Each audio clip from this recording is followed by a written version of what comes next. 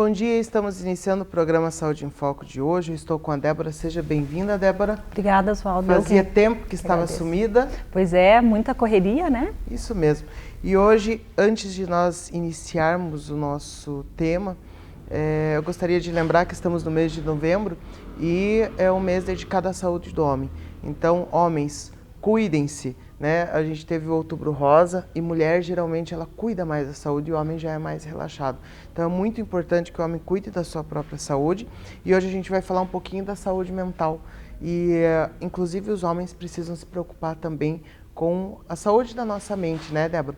Quais são, o que pode acontecer com a nossa mente que ela pode estar vindo a adoecer? Nesse período de pandemia, a gente ouviu falar muito de aumento de casos de depressão, de ansiedade, né? A gente pode caracterizar isso como uma doença do nosso cérebro, da nossa cabeça? Então, o que nós podemos pensar? Para chegar a uma doença, é depois de um tempo de sofrimento, né? Que podemos dizer negligenciado, né? De certa forma, isso não é nada. Muito da questão da saúde mental, ela ainda, por mais que tenha muitos informes no tempo atual, ainda tem muita negligência em relação à saúde mental, né? Porque como é algo que não aparece em exames, né? Não há uma possibilidade de demonstração diagnóstica efetiva, as pessoas muitas vezes consideram ainda algumas pessoas como fraqueza, como falta de vontade, de determinação. Então algumas ficam escondidas atrás disso para que não sejam tomadas como fracas, como, né? Então, para que chegue a doença, as pessoas ficam nesse sofrimento, já tem algo ali que não está legal, né? E quando vê isso desencadeia, né? Ou numa doença mental, chegando até, se não for tomados os cuidados da própria doença, a transtornos mentais, né? Muito bem. Esse período de pandemia aumentou mesmo os casos, como a gente ouviu falar? Sim, né? No começo tinha muita especulação a respeito disso, né? Mas depois aí de quase 8 meses de isolamento social, os resultados em consultório demonstram uma grande gama de pessoas que buscaram, né? Isso é bom, claro, o acompanhamento com psicólogo, até mesmo com psiquiatra em alguns momentos, pela questão da pandemia, né? Nós somos seres sociais, nós necessitamos estar em relação com outros, nós necessitamos ter os nossos cronogramas atendidos, planejar as nossas coisas, e o fato da pandemia nos deixar numa incerteza, né? Isso, algumas pessoas não conseguem lidar com essas questões e começaram a aparecer no consultório muita ansiedade, muita fobia, casos de depressão também. Então aumentaram os números de pacientes com questões mentais, sim. Nós que estamos em hospital, plantão, enfim, a gente escutou muitas coisas, né? E duas vertentes, né? Desse pessoal que começou a trabalhar em home office, enfim, pessoas que tiveram essa questão de ansiedade, de depressão, de ter o convívio com a família e ver que às vezes não se aceitavam, desse estresse familiar, e pessoa que resgatou a família, que redescobriu a esposa ou o esposo, o filho, né, nesse convívio. E isso também torna-se positivo, né? Nesse sentido, sim. Eu acho que algo que tem que ser muito claro é assim, nada em excesso produz bons efeitos para a saúde mental, nem para o mais, nem para o menos. Então, o convívio com os familiares, para alguns, resultou, como você disse, uma questão de não aceitação, de muitos conflitos, muitas brigas, né? Teve várias pesquisas a respeito de divórcio na pandemia, houveram muitos divórcios, porque o excesso do outro, né?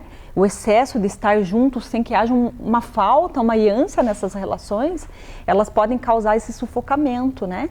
E o que causa o desejo nas relações é a falta, né? Não é à toa que nós falamos sentir tua falta. Então, isso é necessário que se sinta a falta e que nesses momentos de falta a gente faça uma outra coisa com isso da vida, né?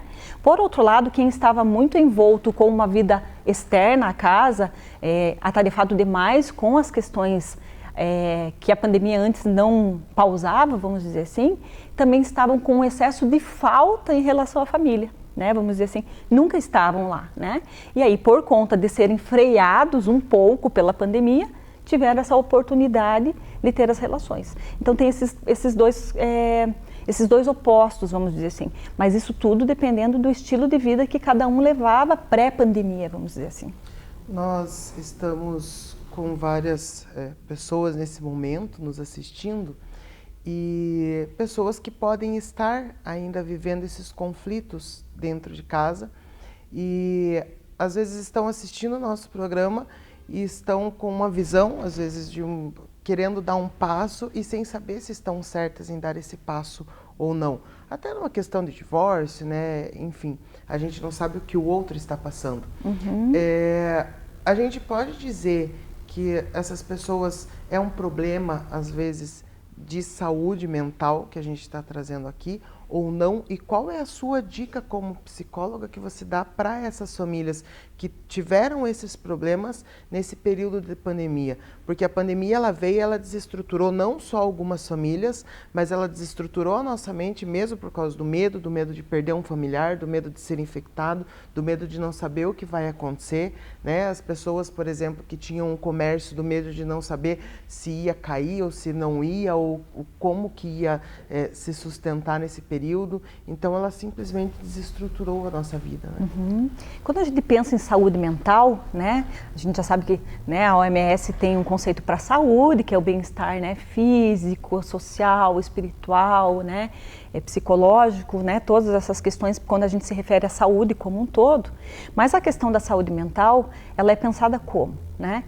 Desafios na vida, todos temos, iremos ter até o último suspiro, né? Faz parte de estar na vida a dor de existir, né? O que não podemos é medicalizar a dor de existir, né? Não podemos entender que existe uma vida sem dor, né? Não que precisamos viver na dor, mas algumas dores elas podem ser ultrapassadas e haver crescimento com elas, né? Elas fazem parte dessa travessia da vida.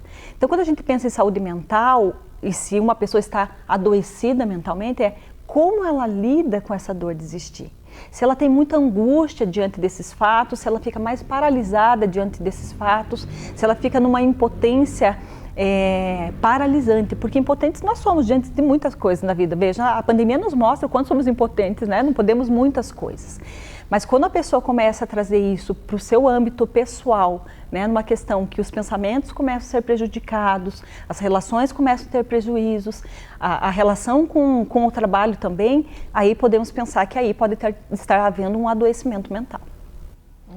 E quando que, você explicou, né, quando que a gente consegue identificar isso? O que fazer a partir do momento que eu identifiquei? Então, a primeira coisa, né, estamos aí em 2020, ainda assim, como eu falei, ainda algumas pessoas, elas não aceitam e algumas também não têm coragem de dizer que estão com doença mental, porque, infelizmente, ainda ir em psicólogo e psiquiatra é para quem é louco ou para quem tem transtorno mental, né, vamos dizer assim. E não, a saúde mental ela deve ser cuidada, né, desde sempre, independente de ter uma doença mental, para que ela não venha a desencadear uma doença mais grave mental, que é muito mais difícil de lidar, claro. Então, começou a ter essas percepções de que as relações sociais estão muito modificadas, e não só pelo meio, mas internamente não há desejo de socializar, né? E claro, sempre comparando-se a quem? A si mesmo, né? Cada pessoa socializa de um jeito. Mas se a pessoa percebe que ela está diferente em relação a esses fatores, como socialização, relações de trabalho, né? Relações conjugais, com os filhos, falta de vontade de levantar da cama, né? Essas coisas que vão deixando uma inapetência diante da vida, a primeira coisa, o ideal é buscar uma ajuda, né, psicológica, uma ajuda com profissionais da área da saúde mental, né, para que isso não venha a trazer prejuízos maiores. Como eu estava falando, a gente conversa com muita gente, né, e vai ouvindo coisas e começa a ter algumas percepções. E muitas vezes as pessoas elas vão empurrando para frente, para frente, para frente. Então, um comentário, não estou dizendo que esse é o caso, né? Mas, ainda bem que esse ano está acabando. Tudo bem, vai começar o novo ano, mas o vírus vai continuar, os meus problemas eles vão continuar. Não é porque esse ano está acabando, vai continuar assim, o ano que vem tudo vai mudar, né? Então, quando, Débora, que a gente tem que dar esse passo, tem que falar, opa, está errado, eu preciso. O que tem que acontecer dentro de nós para a gente reagir? Uhum. Veja que interessante quando você fala, né, o ano está acabando, não vejo a hora desse ano acabar. Nós somos seres muito da temporalidade, né? A nossa relação com o tempo é muito mais subjetiva do que cronológica. Então é como se assim, a partir do momento que vira o ano, tudo renova, e por um lado isso não é ruim, isso nos dá sempre ânimo e, né, para as coisas novas da vida. Tem um filósofo chamado David Hume, né, que ele fala assim que não há garantias nenhuma de que o sol vai nascer amanhã, desde sempre, com pandemia, sem pandemia, mas nós apostamos nisso, todos os dias não apostamos, a gente veio aqui, né, fazer o nosso programa, isso já estava organizado, a gente aposta nisso, aí eu aposto no Natal, eu aposto no próximo ano que vai ser melhor. Isso nos mantém na vida, mas por outro lado nós também temos que ter essa noção de finitude, sim, né, que um dia pode acabar, que bom que não sabemos quando, para que a gente possa usufruir de cada momento desse tempo que nós temos aqui, da forma que nós entendemos como melhor, né? Então, o que dá para fazer quando as pessoas querem fazer isso, essa negação, vamos dizer assim, da realidade, vou partir para a próxima etapa porque essa não está legal, né? Primeiramente, claro, nós precisamos ter essas esperanças, vamos dizer assim, mas nunca esquecendo, né, disso que eu falo, da finitude, não só a finitude como um todo, a morte, mas a finitude de coisas, né? A finitude de um tempo que passa, de um emprego que passa, e que por mais difícil que seja essa caminhada ou esse processo em que estamos, né, não dá para apressar o passo, porque pode ser que tropece. Então, negar não vai fazer com que você consiga ter uma melhora no caminho adiante, né? É como diz assim, tem uma frase do Freud que é mais ou menos assim, que ele fala que o cego, ele pode caminhar cego e não enxergar, mas ele não deixa de ter passado as dores desse caminho. Então, é melhor enxergar para poder, né, dar conta disso que você aprendeu, para outros caminhos ter esse aprendizado. Então, o que é possível fazer é se apropriar da realidade, sim, ter momentos de lazer, porque a realidade em alguns momentos ela é dura, não existe real sem fissura, né, sem essas dificuldades, a vida nos impõe dificuldades, mas nós podemos fazer com isso outras coisas. Então, é viver essa realidade dura, não dá para sair, as crianças não podem ir para a escola, ok, isso faz parte desse contexto, mas o que eu faço com as coisas que são da minha capacidade? Para que eu possa, então, aproveitar esse tempo, não só esperando que venha o outro tempo, porque, claro que nós sabemos que a ilusão, o outro tempo também haverá, no outro tempo também haverá dificuldades, né? Com certeza. Antes de nós irmos para o nosso intervalo, eu quero fazer uma pergunta para você. No próximo intervalo a gente vai falar um pouquinho, depois do intervalo a gente vai falar um pouquinho sobre os tratamentos da nossa mente, e um deles é a terapia, né? E eu já ouvi falar, e de fato eu acredito nisso, que todos necessitam de terapia. Todos precisam de terapia, porque todos querem alcançar objetivos, enfim, todos têm problema. Eu queria saber a opinião de uma psicóloga. É verdade? É verdade. Todos, né, que podem, né, deveriam fazer terapia. Mas é claro, para que uma pessoa vá para a terapia, precisa haver uma demanda, né, interna, algo que angustie, para que a pessoa busque isso. Porque senão ela iria lá sem um propósito, vamos dizer assim. Mas é difícil quem não tenha algo que angustie. E aí isso denuncia que há algo, né, negado aí também. Então é ideal que todos fizessem terapia. Então nós vamos para o intervalo e quando voltarmos a gente vai falar como que é essa terapia. O que acontece? Por que é tão bom? Por que ajuda? 2 minutinhos, nós estamos de volta aqui com o programa Saúde em Foco na TV canal 58.1.